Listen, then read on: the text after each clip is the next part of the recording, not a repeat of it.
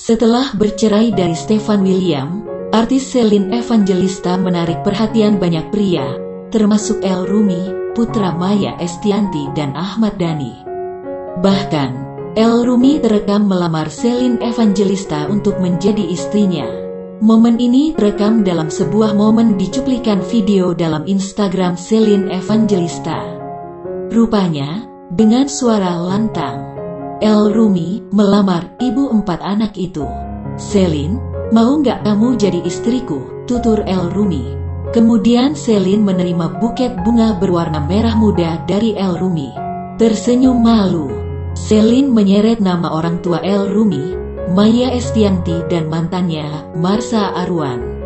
El Rumi ternyata mau menerima apa adanya.